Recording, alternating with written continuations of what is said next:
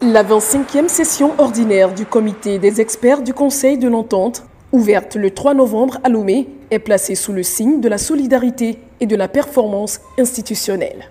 Durant ces 3 jours de travaux, les représentants de la Côte d'Ivoire, du Niger, du Burkina Faso, du Bénin et du Togo examineront les dossiers relatifs à l'arrêté des comptes 2024 au budget 2026, ainsi qu'à l'audit institutionnel et organisationnel du Conseil de l'Entente.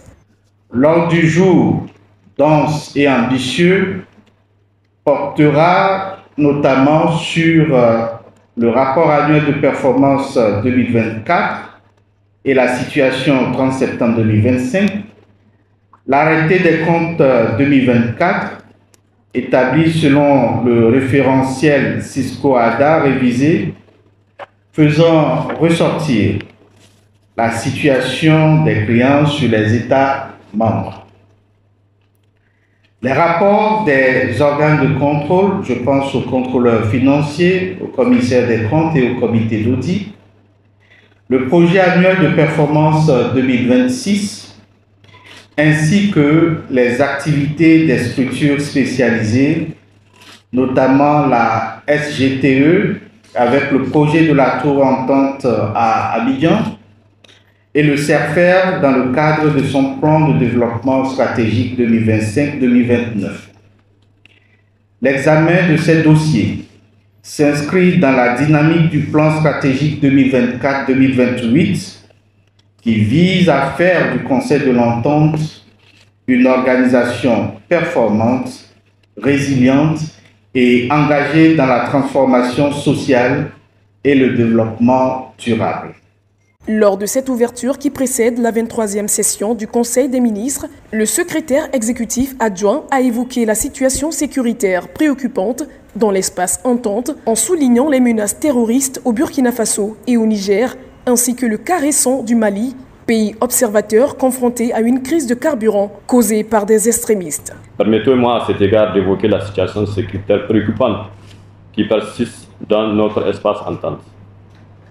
Le Burkina Faso et le Niger, particulièrement, continuent de faire face à la menace terroriste et ses lourdes conséquences sur la population civile, l'économie et la cohésion sociale.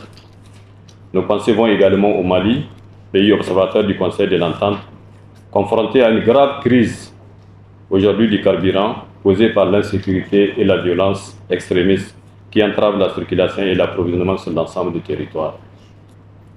Face à ces défis multiformes, le Conseil de l'Entente exprime sa pleine solidarité à l'égard de ces nations sœurs et rend hommage à la résilience remarquable de leur population qui continue de faire preuve de courage, de dignité et d'espérance malgré l'adversité. Les experts présents à cette rencontre ont salué la bonne tenue des élections municipales au Togo ainsi que la réélection d'Alassane Ouattara à la présidence de la Côte d'Ivoire. Notre espace a connu 2 rendez-vous électoraux majeurs, les élections municipales en République togolaise et l'élection présidentielle en République de Côte d'Ivoire. Le Conseil de l'Entente a eu l'honneur d'y dépêcher des missions d'observation électorale, témoignant ainsi de son engagement constant en faveur de la promotion de la démocratie, de la paix et de la stabilité politique dans notre sous-région. En attendant que les voix les plus autorisées s'en chargent officiellement, permettez-moi d'exprimer, au nom du Conseil de l'Entente, nos vives et respectueuses félicitations à son Excellence, M. Faure Essouziman Yacine, pour sa désignation par le Parlement à la présidence du Conseil des ministres, ainsi que pour le passage historique de la République togolaise à la 5e République qui ouvre un nouveau chapitre institutionnel et politique de l'histoire du Togo. J'adresse également mes chaleureuses félicitations les plus sincères à son Excellence M. Alassane Ouattara, réélu président de la République de Côte d'Ivoire à la suite de la proclamation des résultats provisoires à l'élection présidentielle du 25 octobre dernier. Le Présidium a également félicité Mme Salimata Barrow pour sa nomination au poste de directrice du département de la coopération au développement. Les travaux de cette 25e session s'inscrivent dans le cadre du plan stratégique 2024-2028. Cette rencontre permettra de formuler des recommandations pragmatiques et applicables, orientant ainsi les décisions du Conseil des ministres afin de produire des résultats tangibles sur le terrain.